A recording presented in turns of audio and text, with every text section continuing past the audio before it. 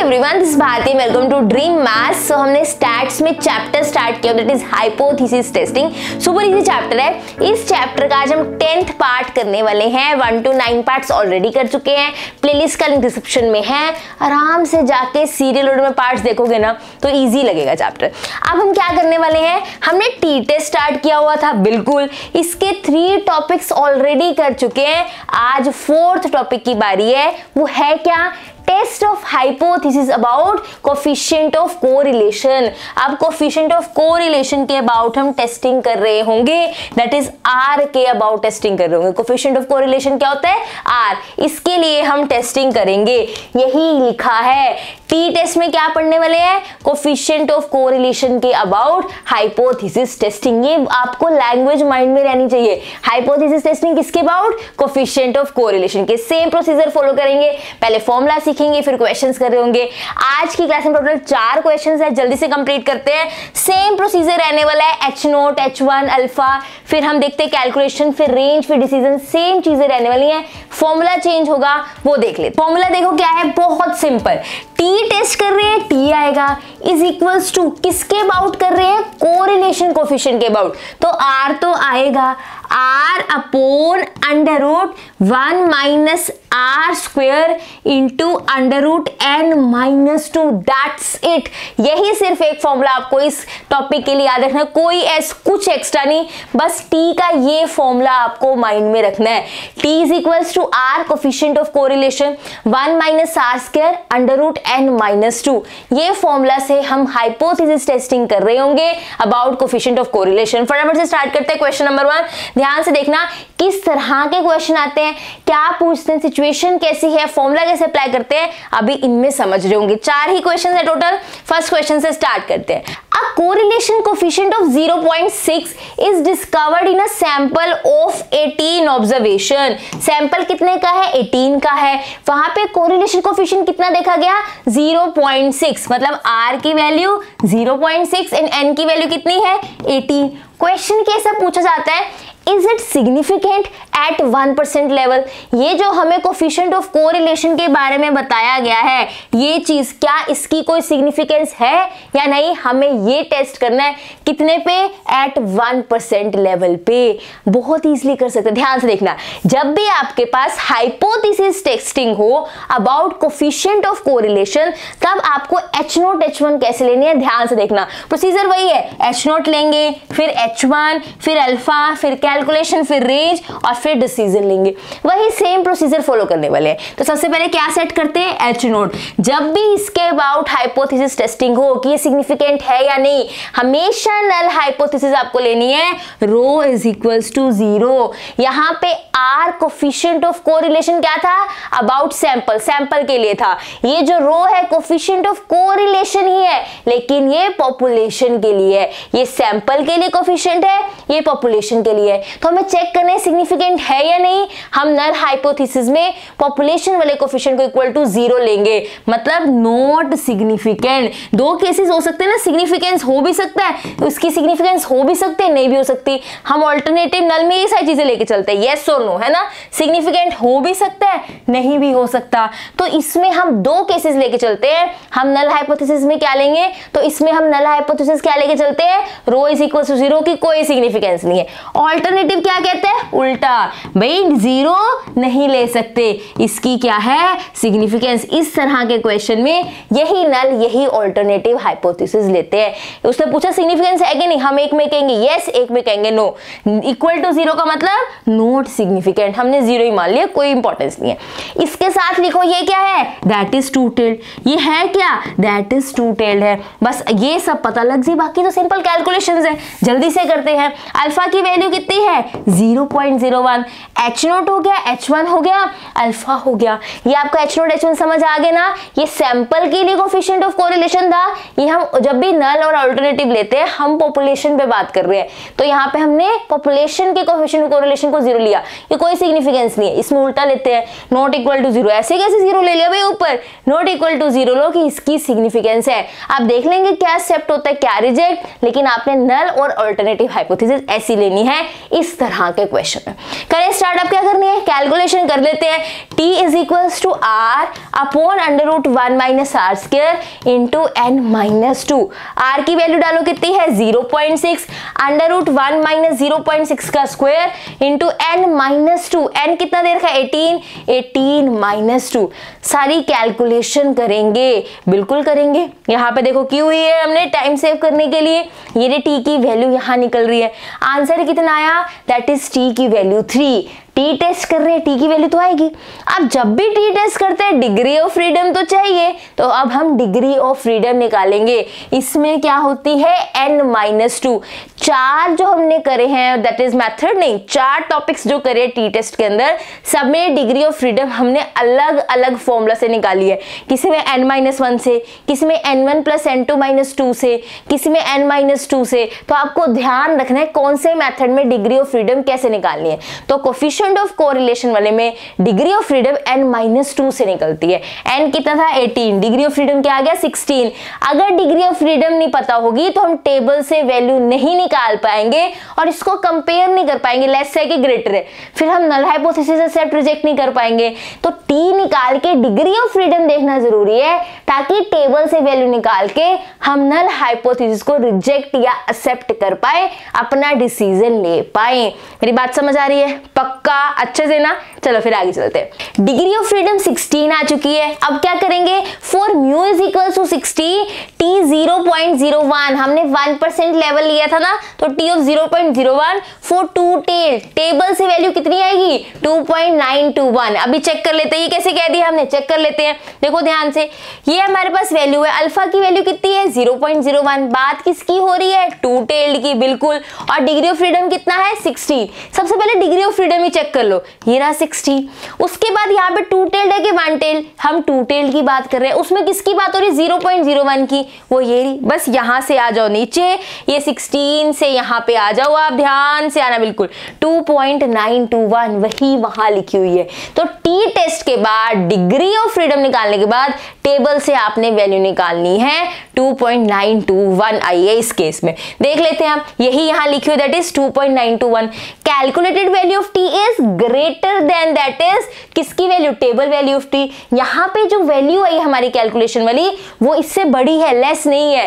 Calculated value is not less than, किससे less नहीं है, दैट इज टेबल वैल्यू से। It means null hypothesis rejected. Null hypothesis क्या हो गई, रिजेक्ट हो गई। नल हाइपोथेसिस में लिया क्या था कि रो इक्वल टू 0, मतलब यहाँ पे तो नॉट सिग्निफिकेंट लिया था, ये रिजेक्ट होगी। इसका मतलब ये क्या होगी, एक्सेप्ट होगी। इसका मतलब here correlation coefficient is significant. यहाँ पे कोरिलेशन कोफिशिएंट क्या है, सिग्निफिकेंट है।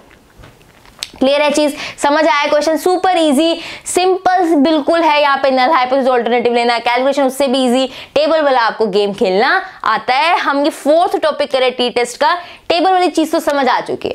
चलते हैं नेक्स्ट क्वेश्चन पे, सेकंड क्वेश्चन पे। A random sample of 27 observation, तो n की वैल्यू कितनी है 27, from a normal population gives a correlation coefficient of -0.4। Yes R negative हो सकता है, यहाँ पे कोरिलेशन कोफिशिएंट माइनस में दिया हुआ है। Is it significant of the existence of the correlation in the population, क्या यहाँ पे ये जो कोरिलेशन कोफिशिएंट है इसकी एग्जिस्टेंस ये इंपॉर्टेंट है या नहीं है, सिग्निफिकेंट है या नहीं है, ये वो हमसे जानना चाहता है। और लेवल ऑफ सिग्निफिकेंस कितना दे रखा है 1% लेवल ऑफ सिग्निफिकेंस। अभी गेम खेल लेते हैं। नाउ हम सेम स्टेप्स फॉलो करने वाले हैं, H0, H1, alpha, calculation, range and then decision. H0 क्या होगा, अब यहाँ पे पूछा है कि वो सिग्निफिकेंट है या नहीं। ऐसे केस हम H0 क्या लेते हैं, रो इज इक्वल्स टू 0 कि कोई सिग्निफिकेंस नहीं है, नॉट सिग्निफिकेंट। H1 क्या लेंगे, उससे उल्टा कि ऐसे कैसे 0 ले लिया, इसकी सिग्निफिकेंस है, तो यहाँ पे लिखेंगे सिग्निफिकेंट है। ये वन टेल्ड है कि to tailed, this is to tailed, ध्यान रखना। H0 H1 हो गया। नाउ क्या बात करने वाले हैं, अल्फा की। अल्फा देख लेते हैं, अल्फा की वैल्यू कितनी है 0.01। अब क्या करने वाले हैं, कैलकुलेशन बहुत simple, t is equals to r upon 1 minus R square into n-2, ये भी रूट में है। r की वैल्यू -0.4, अंडर रूट 1 माइनस -0.4 का स्क्वायर अंडर रूट n - 2 27 - 2। इस माइनस से तो कोई दिक्कत नहीं है, स्क्वायर से ये पॉजिटिव हो जाएगा। ध्यान से देखो, इस माइनस से कोई दिक्कत नहीं है, ये स्क्वायर इसको पूरा क्या कर देगा, पॉजिटिव कर देगा। पर ये माइनस यहां नहीं होना चाहिए, टी का आंसर नेगेटिव नहीं होना चाहिए, तो हम दोनों तरफ मोड ले लेंगे। ये टी की वैल्यू थी ना, mod T is equal to, इसको भी मोड मिलेगा, इसको क्या बना देगा, पॉजिटिव बना देगा। कभी भी नेगेटिव नहीं आनी चाहिए वैल्यू। हम क्या करते हैं, अगर आर नेगेटिव है दोनों तरफ मोड ले लो, उसको पॉजिटिव बनाओ। ये -0.4 प्लस 0.4 ही बन गया जब मैंने इसका मोड लिया। ये बात का ध्यान रखना। यही आगे सिंपल फिर कैलकुलेटर से काम करना है। फॉर्मूला ये होता है, लेकिन मुझे पता है यहाँ आर नेगेटिव है तो मैंने पहले ही मोड ले लिया। अब सारी वैल्यूज डाली, इस मोड ने इस माइनस को प्लस बना दिया, तो अगर नेगेटिव वैल्यू है गो फॉर मोड। बस आगे सिंपल खेलना है, इस मोड ने इसका नेगेटिव खत्म कर दिया, बस और कुछ नहीं। सिंपल हम कैलकुलेशन करेंगे, कैलकुलेशन करने के बाद आंसर क्या है, 2.181। टी टेस्ट का क्वेश्चन है, टी की वैल्यू निकालने के बाद पक्का डिग्री ऑफ फ्रीडम निकलेगी n-2। फॉर्मूला ध्यान से देखो, n-2 दैट इज 27 - 2 क्या आएगा, 25। आप टेबल से देखेंगे, for mu is equal to 25, T 0.01। For two tailed value check कर लेते हैं, देखो क्या है वैल्यू। अब भी कहाँ गया हमारा टेबल, चेक कर लेते हैं कितनी वैल्यूज है हमारे पास। अल्फा की वैल्यू कितनी है, अल्फा है हमारे पास 0.01। डिग्री ऑफ फ्रीडम कितनी है, ये 25। और हमें किसी के लिए चेक करना है, टू टेल्ड के लिए। अभी चेक कर लेते हैं, 0.01 टू टेल्ड, ये रहा टू टेल्ड, ये रहा 0.01 और डिग्री ऑफ फ्रीडम कितने, 25। इसको तो ऊपर करना पड़ेगा। चलिए भाई करते हैं फिर, चलो और बड़ा कर देते हैं और अच्छे से क्लियर होगा फिर तो। ये रहा, बड़ा नहीं कर सकते फिर हमारे वन टेल टू टेल नहीं दिखेंगे। चलो फिर आपको अच्छे से दिख जाएगा, ठीक है, डोंट वरी। हाँ जी, यहाँ पे कितना था हमारे पास, टू टेल के लिए 0.01 ये रहा, और यहाँ पे 25। यहाँ पर आ जाइए, आते आते आते यहाँ पे हमने क्या है, गाड़ी रोक देनी है, 2.787 वही यहाँ लिखी हुई है, टेबल से हमें वैल्यू मिली है। ये वैल्यूज टेबल से देख के ही लिखी जाती है। तो जैसे डिग्री ऑफ फ्रीडम निकाला, उसके बाद टेबल से वैल्यू चेक करके वो वैल्यू निकालो जिससे हमने कैलकुलेटेड वैल्यू चेक करनी है। Now calculated value is less than the table value of t, therefore null hypothesis accepted। null hypothesis accept हो चुकी है। null hypothesis ली क्या थी, देखो null hypothesis क्या ली थी, ये चीज कि significant है ही नहीं, ये क्या हो चुकी है, accept हो चुकी है। therefore here correlation coefficient is not significant। ये accept हुआ है तो हम एंड में लिखेंगे correlation coefficient यहाँ पे significant नहीं है, तो आप लिख दोगे, आप क्या लिखोगे, that is null hypothesis accepted, therefore there is no significance of the existence correlation in the population statement वाली लाइन ही लिख दोगे, बट नॉट सिग्निफिकेंट करके। क्वेश्चन क्लियर हो गया, पक्का चलें इस क्वेश्चन पे। Now moving to third question, simple है। अब हमें टेबल देखना बहुत अच्छे से समझ आ चुका है, अब हम टेबल नहीं देखेंगे, ठीक है। अब आप डायरेक्ट मैं यहाँ करवाऊंगी, आप टेबल से वैल्यू निकाल के देखना, वही चीज आ रही होगी। थर्ड क्वेश्चन देखो क्या है, how many pairs of observation, कितने पेयर्स ऑब्जर्वेशन के होने चाहिए, मतलब वो n पूछ रहा है, must be included in a sample in order that an observed correlation coefficient of value is 0.42 shall have a calculated value of t greater than 2.72। ध्यान से समझो, वो कहता है n क्या हो सकता है, ठीक है। r की वैल्यू क्या है, 0.42, और जो t की कैलकुलेटेड वैल्यू है वो 2.72 से बड़ी आनी चाहिए। ये इस स्टेटमेंट का मीनिंग है। n की वैल्यू निकालनी है, r दे रखा है और t की वैल्यू नहीं बता रखी, t का है ग्रेटर देन 2.72 होना चाहिए। सुपर इजी क्वेश्चन है, ध्यान से देखना। n निकालना है, एक ही फॉर्मूला है हमारे पास, ये तो है नहीं कंफ्यूजन है हमें फॉर्मूला को लेके, एक ही फॉर्मूला है, इसी के साथ खेलना है। टी टेस्ट में कोरिलेशन कोएफिशिएंट को लेके हमारे पास यही फॉर्मूला है, इसी के साथ हम खेलेंगे, ठीक है। हमें कोई नल हाइपोथेसिस, कोई अल्टरनेटिव हाइपोथेसिस यहाँ नहीं लेने की जरूरत, क्योंकि उससे किसी चीज की सिग्निफिकेंस नहीं पूछी। उसने कहा ये दिया हुआ है, ये निकालो, ये दो चीजें दी, ये निकालो। तो यहाँ null hypothesis alternative hypothesis test नहीं करनी, यहाँ पे नल हाइपोथेसिस अल्टरनेटिव हाइपोथेसिस नहीं लिखनी, क्योंकि उसने कुछ टेस्ट करने को बोला ही नहीं। जब टेस्ट करने को बोला जाए तब नल और ऑल्टरनेटिव लेते हैं। यहाँ पे तो सिंपल वैल्यू पूछ रहा है, no null no alternative hypothesis, simple calculation हम कर रहे होंगे। क्लियर है चीज? ये फॉर्मूला है, उसने क्या है t ग्रेटर देन 2.72 होगा, मतलब t की वैल्यू क्या है 2.72 से बड़ी होगी। ठीक है, t की जगह t की वैल्यू डाल दो, r क्या है 0.42 अपॉन अंडर रूट 1 माइनस 0.42 का square into under root n minus 2, n की वैल्यू तो निकालनी है ही नहीं, ग्रेटर देन 2.72। ये फॉर्मूला है, उसने क्या है t 2.72 से बड़ा है, t की जगह ये वैल्यू डाल दो, दिस ग्रेटर देन 2.72। बताओ, इसे ग्रेटर को देख के डरना नहीं, सिंपल है इसके साथ खेलना भी। बताओ ये चीज समझ आई? पक्का t ग्रेटर था ना, t की जगह मैंने यहाँ पे वैल्यू डाल दी। अब हम सिंपल खेल रहे होंगे, इसको आप कैलकुलेट करोगे, इसको इससे डिवाइड करोगे, एक आंसर यहाँ मिल रहा होगा, वो हमने यहाँ कैलकुलेशन करके रखी हुई है। देखो यही फॉर्मूला था, t ग्रेटर था, t की जगह ये वाली वैल्यू डाली, r पुट करके, ये t की वैल्यू यही होती है ना, इस t की जगह ये वैल्यू भी डाली है, लेकिन r पुट करके, n था नहीं, डाला नहीं। आप इसको सॉल्व करोगे, डिवाइड करोगे, आंसर आ गया 0.463, इसको सारा सॉल्व करके 0.463 आया। अंडर रूट n माइनस 2, यहाँ देखो एज इट इज लिखा है, ग्रेटर देन, ये रहा ये वाला ग्रेटर देन, यहाँ पे क्या लिखा है 2.72। आगे देखो ये यहाँ मल्टीप्लाई और उधर जाके क्या हो जाएगा डिवाइड, जैसे इक्वल टू के साथ खेलते हैं, मल्टीप्लाई वाला उधर जाके डिवाइड होता है, ऐसे ग्रेटर का भी साइन लगा रहे, हमें कोई प्रॉब्लम नहीं, हम वैसे ही खेलेंगे। ये यहाँ मल्टीप्लाई उधर जाके क्या हो जाएगा डिवाइड, कैलकुलेटर से आप ये आंसर निकालोगे 5.87, under root n minus 2 greater than 5.87। हमें अंडर रूट स्क्वायर रूट नहीं चाहिए होते, ये स्क्वायर रूट हमें नहीं चाहिए। स्क्वायर रूट को हटाने का एक ही तरीका है कि दोनों तरफ स्क्वायरिंग कर दी जाए। तो अगर इसको स्क्वायर, यहाँ पे स्क्वायर रूट को हटाना है तो मैं दोनों तरफ स्क्वायरिंग करूंगी।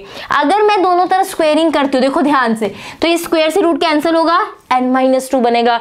ये 5.87 का स्क्वायर करूंगी, वैल्यू 34.5 आएगी। ये रहा n minus 2 greater than 34.5। Root के साथ, स्क्वायर रूट के साथ खेलना है, उस अब यहां तक आप पहुंच गए, इसको कुछ समझ नहीं आ रहा, स्क्वायर रूट हटना चाहिए, दोनों तरफ स्क्वायरिंग। इसकी स्क्वायरिंग का आंसर ये रहा, इसकी स्क्वायरिंग करी, रूट हट गया, यहां हम पहुंच गए। माइनस वाला उधर जाके क्या होता है प्लस होता है, तो n greater as it is 34.5 plus 2, that will be n greater than 36.5। And हमेशा क्या होता है सैंपल साइज होता है, 2 लोग हैं, 3 लोग हैं, 5 लोग हैं, 6 लोग हैं, लेकिन ऐसे 36.5 नहीं हो सकता, 37.5 नहीं हो सकता। ये कह रहा है n 36.5 से बड़ा है, तो कम से कम 37 तो होगा। n 38, 39, 40, 41 कुछ भी हो सकता है, 36.5 से बड़ा सबसे पहला नंबर क्या है 37, जो इंटीजर है, तो n को मिनिमम 37 होना ही पड़ेगा। उसने पूछा था हाउ मेनी, कितने हो सकते हैं, मतलब n जानना चाहता है, तो हम कहेंगे n 37 मिनिमम, एंड 38, 39, 40 कुछ भी हो सकता है, लेकिन कम से कम वो 37 तो होगा। 36.5 से बड़ा जो हमारे पास इंटीजर है, जो सबसे पहले कम से कम होगा 37 होगा ही होगा। आगे वाली वैल्यूज को हम कुछ नहीं कह रहे, हम मिनिमम वैल्यूज बता रहे कि 37 तो होगी, 30, 39, 40 भी हो सकती है। मतलब हमने n के बारे में एक उन्हें आइडिया दे दिया कि n हाउ मेनी, मतलब n की वैल्यू बताओ, हमने कहा n की वैल्यू 37 मिनिमम तो होगी, ज्यादा भी हो सकती है। क्लियर है चीज, क्वेश्चन समझ आया? तो इस ग्रेटर से डरना नहीं है, इसके साथ वैसे ही ट्रीट किया जाता है जैसे इक्वल टू के साइन के साथ करा जाता है। चलिए नेक्स्ट क्वेश्चन पे, लास्ट क्वेश्चन आज की क्लास का। Now moving to fourth question, क्या है, find the least value of are.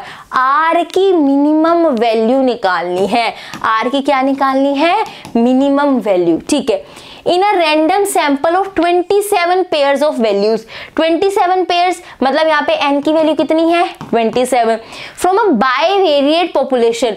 Bivariate word से डरने की जरूरत नहीं है, जो सैंपल उठता था ना पहले x1 x2 उठाते थे, 2 टर्म्स उठाई x1 x2, अब सैंपल कैसा उठेगा x1 y1 x2 y2, ऐसे पेयर में सैंपल उठेंगे, उसको बाइवेरिएट पॉपुलेशन कहते हैं। एक नहीं, 2 इकट्ठे उठेंगे, x1 y1 ये भी 2 है, x2 y2 ये भी 2 है, तो ये बाइवेरिएट पॉपुलेशन का मतलब यहाँ पे ये है। तो वो कह रहे हैं 27 पेयर्स ऑफ वैल्यूज कहां से दी गई, बाइवेरिएट पॉपुलेशन से। मतलब ये जो n27 है कहां से आया, कहां से सैंपल उठा के दिया, बाइवेरिएट पॉपुलेशन से उठा के दिया।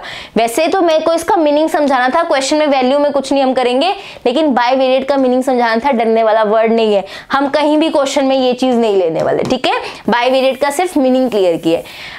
आगे देखो, which would be significant at 5% level.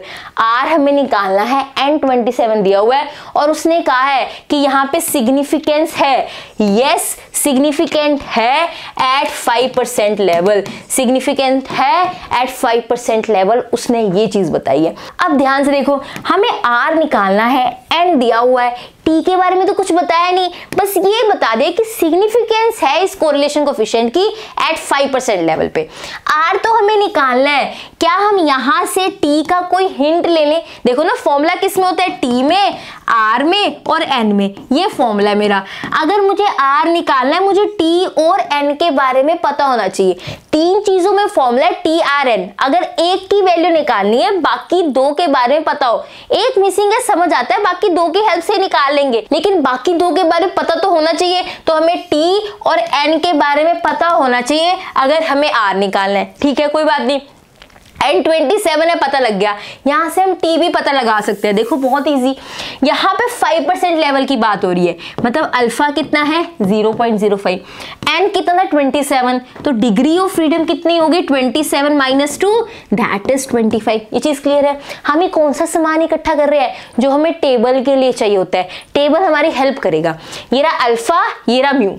यहाँ पे सिग्निफिकेंट है ये बोला गया है, मतलब H0 लिया होगा, कितना लिया होगा कि रो 0 है, H1 लिया होगा कि रो 0 नहीं है। ये किसके लिए लेते हैं, नॉट सिग्निफिकेंट के लिए। ये किसके लिए लेते हैं, सिग्निफिकेंट के लिए। इसने क्या सिग्निफिकेंट है, इसका मतलब हमारी नल हाइपोथेसिस, ऑल्टरनेटिव हाइपोथेसिस, ध्यान से देखना, उसने कहा सिग्निफिकेंट है, मतलब ये चीज एक्सेप्ट हुई होगी, तो नल हाइपोथेसिस क्या हुई होगी, रिजेक्ट हुई होगी। मेरी बात समझ आ रही है? अगर सिग्निफिकेंस चेक की होगी इसने, ये जो उसने रिजल्ट बोल दिया सिग्निफिकेंट है, सिग्निफिकेंस है इसकी, तो इसने H0 H1 सेट किया होगा। सिग्निफिकेंस होने का मतलब क्या है, ये चीज एक्सेप्ट हुई होगी। ये चीज एक्सेप्ट हुई का मतलब क्या है, ये चीज इसकी नल हाइपोथेसिस रिजेक्ट हुई होगी। अब ध्यान से, ये रिजेक्ट एक्सेप्ट क्यों चेक कर रहे हैं मैं बताती हूँ। ये रहा अल्फा, ये रहा म्यू, ये टू टेल्ड ही रहता है, यहाँ पे वैल्यू क्या है टू टेल्ड। हम एक बार टेबल में वैल्यू देख लें इसकी, इससे क्या होगा, मैंने कहा ये रिजेक्ट है। रिजेक्ट क्यों हुई होगी, क्योंकि इसमें टी की वैल्यू इस टेबल वैल्यू से ज्यादा आई होगी। मुझे एक टी का आइडिया लग जाएगा। पूरा कंसेप्ट समझ आया कैसे सोच रहे हैं। उसने कहा सिग्निफिकेंट है, ये H0 H1 होते हैं। सिग्निफिकेंस का मतलब ये चीज एक्सेप्ट है, मतलब ये रिजेक्ट हुई होगी। ये रिजेक्ट क्यों होगी, क्योंकि यहाँ पर टी की वैल्यू टेबल वैल्यू से ज्यादा होगी। हम टेबल वैल्यू देख लेते हैं, हमें टी का आइडिया लग जाएगा कि टी किससे बड़ा रहा होगा, तभी ये रिजेक्ट हुई है, तभी उसने कहा यहाँ पे सिग्निफिकेंस है। अभी तक हमें टेस्ट करने को बोलता था, हम पूरा टेस्ट करके कहते थे नल हाइपोथेसिस रिजेक्टेड है, एक्सेप्टेड है, सिग्निफिकेंट है या नहीं है। इस बार उल्टा हो गया, उसने कह दिया सिग्निफिकेंस है, तो हम सीबीआई की तरह पीछे गए, कैसे काम करना है। सिग्निफिकेंट रहा होगा तो पक्का ये चीज एक्सेप्ट हुई होगी, मतलब ये चीज रिजेक्ट हुई होगी, मतलब टी कैलकुलेटेड टी जो है मेरा टेबल वैल्यू से बड़ा आया होगा। तो टेबल वैल्यू हम निकाल लेते टेबल से, हमें पता लग जाएगा कि टी इससे बड़ा है, कुछ हमें टी के बारे में आइडिया लग जाएगा, नहीं तो टी तो गिवन ही नहीं है। क्लियर है? अब टेबल से वैल्यू देख लेते हैं। अल्फा 0.05, 25 टू टेल्ड, अभी देख लेते हैं, देखते हैं। ये रहा हमारा टेबल, अल्फा 0.05 है, बात किसके लिए हो रही है, टू टेल्ड के लिए, और मेरा म्यू कितना है 25, तो ये रहा हमारा टू टेल्ड 0.05, अल्फा इज 25। यहां पर आ जाइए, ये रहा 2.060। क्या है calculated value, sorry table value कितनी आई 2.060। मेरी जो नल हाइपोथेसिस है वो रिजेक्ट हुई है, इसका मतलब कैलकुलेटेड वैल्यू 2.060 से बड़ी रही होगी, तभी मेरी जो नल हाइपोथेसिस है वो रिजेक्ट हुई है। ये कैसे पता लगा रिजेक्ट हुई है, उसने कहा सिग्निफिकेंट है। सिग्निफिकेंट का मतलब ये एक्सेप्ट हुई है, यहाँ पे होता है सिग्निफिकेंट वाली चीज, ये रिजेक्ट हुई होगी, तो जो मैंने टी वाली वैल्यू कैलकुलेट की होगी वो 2.060 से बड़ी आ रही है, तभी ये रिजेक्ट हुई है। तो उसने पूरा पूछा ही नहीं, कुछ नहीं कहा, उसने उल्टा काम दे दिया, चेक करने को नहीं बोला, खुद ही डिसीजन दे दिया कि सिग्निफिकेंट है। तो हमने कहा अच्छा सिग्निफिकेंट है तो टी पक्का 0.60 से हमारा 2.060 से बड़ा ही आएगा। टी की वैल्यू मिल गई, आर और एन के साथ अब हम खेल लेंगे। फॉर्मूला में वैल्यू डालें, देखो टी की वैल्यू क्या है 2.060 से बड़ी, वही हम करने वाले हैं। देखो टी की बाकी फॉर्मूला ये था। अब 2.060 लास्ट वाला 0 लिखने की जरूरत नहीं होती, इसलिए नहीं लिखा। लिखोगे भी तो भी कोई दिक्कत नहीं आने वाली कैलकुलेशन में। टी क्या है, बड़ा होगा 2.06 से। कैसे आया, अभी मैंने आपको समझाया। फॉर्मूला ये वाला, यहाँ देखो टी की जगह फॉर्मूला डाला ग्रेटर देन 2.06। हमारे पास आर की वैल्यू है ही नहीं, हमारे पास सिर्फ एन था। मैंने एन की जगह 27 - 2 25, ये बना 5, 25 का रूट 5 होता है, ये 5 आर। ये यहाँ डिवाइड हो रहा है, उधर जाके क्या हो जाएगा मल्टीप्लाई, जैसे इक्वल टू में होता है। लो जी यहाँ पे हो गया मल्टीप्लाई। अब यहाँ पे स्क्वायर रूट है, अब हम स्क्वायर रूट के साथ कैसे खेलते हैं, स्क्वेयरिंग बोथ साइड करके। 5 आर का स्क्वायर करा 25 आर स्क्वायर, 2.06 का स्क्वायर करा, यहाँ पे करा हुआ है। इसका स्क्वायर करेंगे तो स्क्वायर से रूट कैंसिल हो जाएगा, अंदर वाला सिर्फ 1 - आर स्क्वायर लिख दिया है। सारा इधर उधर करके मल्टीप्लाई डिवाइड करके रूट बचता है तो स्क्वायरिंग कर दो। उसके बाद 25 आर स्क्वायर 4.24, सारे मल्टीप्लाई में होते हैं, सबके स्क्वायर्स अपने आप हो जाते हैं। कोई फॉर्मूला a + b स्क्वायर वाला नहीं लगना, क्यों, क्योंकि यहाँ पे प्लस है ही नहीं, ये सारे मल्टीप्लाई हो रहे हैं। ये भी अकेला है 2.0 के साथ ये मल्टीप्लाई, जब सब मल्टीप्लाई होता है सबका स्क्वायर अलग अलग होता है, कोई ऐसा फॉर्मूला नहीं लगता, बीच में प्लस नहीं है। ये भी मल्टीप्लाई में है, ये इसके साथ मल्टीप्लाई में है, दोनों अलग अलग टर्म्स है। ठीक है, यहाँ पे हम करेंगे 1 - आर स्क्वायर। अब ये बन गया, इसका स्क्वायर ये बना, इसको अंदर ले जाओ 4.24 - 4.24 आर स्क्वायर। आर स्क्वायर वालों को एक तरफ, ये माइनस वाले इधर आगे क्या हो जाएगा प्लस 29 बन जाएगा। यहाँ पे ये यहाँ पे मल्टीप्लाई और उधर जाएगा क्या हो जाएगा डिवाइड, यहाँ मल्टीप्लाई है ना, उधर जाएगा क्या हो जाएगा डिवाइड। जैसे हमें गेम खेलनी आती है वैसे ही कैलकुलेशन हम कर रहे हैं। ये आर स्क्वायर, इसको डिवाइड करा क्या आ गया ग्रेटर देन 0.145। मुझे आर स्क्वायर नहीं चाहिए, मुझे आर चाहिए, मुझे आर स्क्वायर नहीं चाहिए, आर चाहिए। ये स्क्वायर उधर जाके क्या बन जाता है रूट बन जाता है। आर स्क्वायर है ना, अगर मुझे आर की वैल्यू चाहिए उधर जाके रूट हो जाता है, तो आर इज ग्रेटर देन, इसका अंडर रूट करोगे स्क्वायर रूट करोगे 0.38। तो उसने आर की वैल्यू पूछी थी, आर बड़ा होना चाहिए किससे 0.38 से। अगर आपको सिग्निफिकेंस चाहिए यहाँ कोएफिशिएंट ऑफ कोरिलेशन की, R must be greater than 0.38। जब भी स्क्वायर रूट हटाना होता है स्क्वेयरिंग बोथ साइड। अब यहाँ पे स्क्वायर है, मुझे आर की वैल्यू चाहिए, ये स्क्वायर उधर जाके रूट कन्वर्ट हो जाता है, स्क्वायर रूट 0.38 प्लस उधर जाके माइनस मल्टीप्लाई डिवाइड स्क्वायर उधर जाके स्क्वायर रूट। क्लियर है चीज। इसी के साथ ये टॉपिक कंप्लीट होता है। हमने टी टेस्ट के ये चारों टॉपिक्स कंप्लीट कर लिए। नोट्स बनाते चलना। ये चैप्टर यहाँ पे गेम पता है किस चीज का है, आपको फॉर्मूला आपके माइंड में होने चाहिए, आपको टॉपिक्स की पहचान होनी चाहिए। क्लास में चैप्टर टॉपिक टफ लगेगा ही नहीं, एक जगह नोट्स बना लो, topic name formula, topic name formula, और वो फॉर्मूला माइंड में रखो। क्वेश्चंस कैसे होते हैं ये रिवाइज करते रहो देख के, बहुत अच्छे से पेपर में क्वेश्चन अटेम्प्ट हो जाएगा। डिफिकल्ट नहीं है लिटरली, लेकिन ट्रिकी चैप्टर है कि आपको कैसे याद रखने हैं सारे फॉर्मूलाज, ये माइंड में रखने वाली बात है। टेलीग्राम चैनल पे मैंने टी टेबल भी, जो इसका फर्स्ट पार्ट था उसका पीडीएफ भी शेयर कर दिया है। बाकी पार्ट्स की पीडीएफ नीडेड नहीं है, क्वेश्चंस ही आपको खुद सॉल्व करके देखने हैं। फर्स्ट पार्ट में थ्योरी थी, उसकी पीडीएफ वहां शेयर कर दी है। टेलीग्राम चैनल व्हाट्सएप चैनल का लिंक डिस्क्रिप्शन में है, जिसने अभी तक ज्वाइन नहीं किया वहां पर ज्वाइन कर सकते हो जाके। सारे अपडेट्स मिलते हैं, कौन से पार्ट्स आ रहे हैं, कौन सा नया चैप्टर शुरू हो रहा है, सारी चीजें आपको वहां मिल जाती है। I hope you like this video. If you like this video, do like, share, comment and subscribe to my channel which is dream maths. Thank you so much for watching.